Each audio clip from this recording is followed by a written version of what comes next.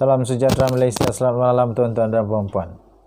Akhirnya Najib Razak buat satu kejutan lagi tentang perkara LCS.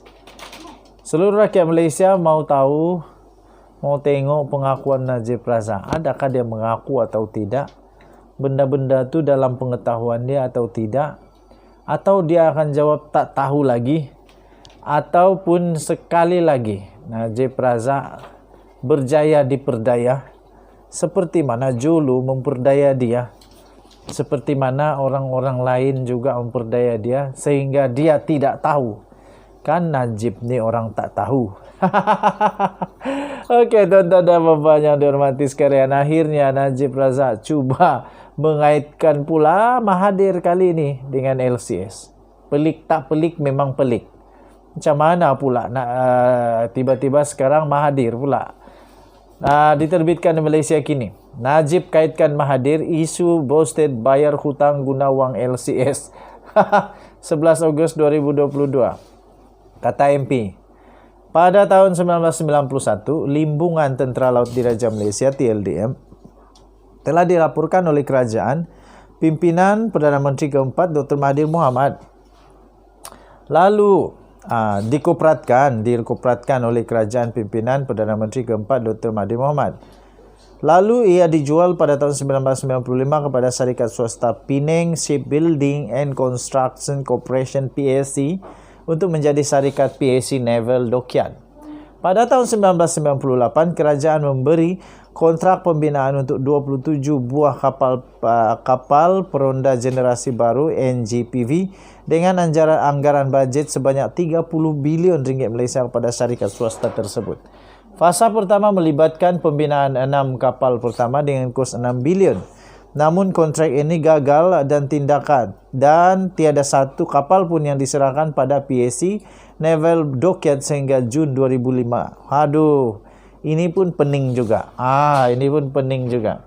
Maka kerajaan melalui syarikat boosted milik Lembaga Tabung Angkatan Tentera LTADT terpaksa bailout projek ini dengan membeli kepentingan saham majoriti dalam syarikat PSC Naval Dockyard pada Disember 2005. Syarikat itu dijenamakan semula menjadi Syarikat Boosted Naval Dockyard Sdn Bhd. Biarpun di BNS terbeban dengan cabaran hutang dan masalah legasi PSC Naval Dockyard, ia berjaya menyelamatkan projek tersebut dan menyerahkan 6 kapal NGPV antara tahun 2006 sehingga 2010. Masa itu TLDM dan kerajaan tidak lagi berhasrat untuk meneruskan pembinaan baki 21 buah kapal NGPV yang bernilai sekitar 24 bilion ringgit Malaysia untuk memilih menggantikan projek ini dengan projek Littoral Combat Ship, iaitu LCS yang menjadi kontroversi besar pada hari ini. Sebab itu letter of award diberi pada tahun 2011 untuk membenarkan BNS mula berunding dengan TLDM dan vendor untuk memajukan projek LCS. Dan untuk mendapatkan berita lengkap, sila layari malaysiakini.com. Bertarikh 11 Ogos 2022, Najib kaitkan Mahathir isu boosted bayar hutang guna wang LCS. Beritanya panjang betul. Minta maaf, saya tidak ada masa untuk membaca. Kamu bacalah sendiri. Kamu bacalah sendiri, saya tidak ada masa untuk baca. Saya malas membaca sekarang. Kamu baca sendiri apa cerita dalam tu di malaysiakini.com. Kamu type saja malaysiakini.com, Najib kaitkan Mahathir isu boosted bayar hutang guna wang LCS. Bye bye. Salam sejahtera Malaysia, selamat malam tuan-tuan dan puan-puan. Akhirnya Najib Razak buat satu kejutan lagi tentang perkara LCS. Seluruh rakyat Malaysia mau tahu, mau tengok pengakuan Najib Razak. Adakah dia mengaku atau tidak? Benda-benda itu dalam pengetahuan dia atau tidak? Atau dia akan jawab tak tahu lagi? Ataupun sekali lagi Najib Razak berjaya diperdaya seperti mana Julu memperdaya dia, seperti mana orang-orang lain juga memperdaya dia sehingga dia tidak tahu. Kan Najib ni orang tak tahu. Oke, tuan-tuan dan puan yang dihormati sekalian, akhirnya Najib Razak cuba mengaitkan pula Mahathir kali ini dengan LCS. Pelik tak pelik, memang pelik. Macam mana pula nak tiba-tiba sekarang Mahathir pula diterbitkan di Malaysia kini. Najib kaitkan Mahathir isu boosted bayar hutang guna wang LCS. 11 Ogos 2022. Kata MP, pada tahun 1991, Limbungan Tentera Laut Diraja Malaysia TLDM telah dilaporkan oleh kerajaan pimpinan Perdana Menteri keempat Dr. Mahathir Mohamad.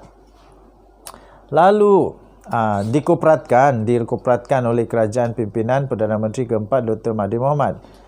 Lalu ia dijual pada tahun 1995 kepada syarikat swasta Penang Shipbuilding and Construction Corporation PSC untuk menjadi syarikat PSC Naval Dockyard.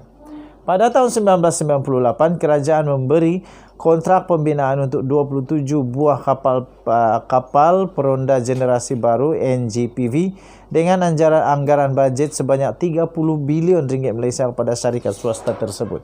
Fasa pertama melibatkan pembinaan 6 kapal pertama dengan kos 6 bilion. Namun kontrak ini gagal dan tiada satu kapal pun yang diserahkan pada PSC Naval Dockyard sehingga Jun 2005. Aduh, ini pun pening juga. Ini pun pening juga. Maka kerajaan melalui syarikat boosted milik Lembaga Tabung Angkatan Tentera LTADT terpaksa bailout projek ini dengan membeli kepentingan saham majoriti dalam syarikat PSC Naval Dockyard pada Disember 2005. Syarikat itu dijenamakan semula menjadi Syarikat Boosted Naval Dockyard Sdn Bhd. Biarpun di BNS terbeban dengan cabaran hutang dan masalah legasi PSC Naval Dockyard, ia berjaya menyelamatkan projek tersebut dan menyerahkan 6 kapal NGPV antara tahun 2006 sehingga 2010. Masa itu TLDM dan kerajaan tidak lagi berhasrat untuk meneruskan pembinaan baki 21 buah kapal NGPV yang bernilai sekitar 24 bilion ringgit Malaysia untuk memilih menggantikan projek ini dengan projek Littoral Combat Ship, iaitu LCS yang menjadi kontroversi besar pada hari ini. Sebab itu letter of award diberi pada tahun 2011 untuk membenarkan BNS mula berunding dengan TLDM dan vendor untuk memajukan projek LCS. Dan untuk mendapatkan berita lengkap, sila layari malaysiakini.com. Bertarikh 11 Ogos 2022, Najib kaitkan Mahathir isu boosted bayar hutang guna wang LCS. Beritanya panjang betul. Minta maaf, saya tidak ada masa untuk membaca. Kamu bacalah sendiri. Saya tidak ada masa untuk baca. Saya malas membaca sekarang.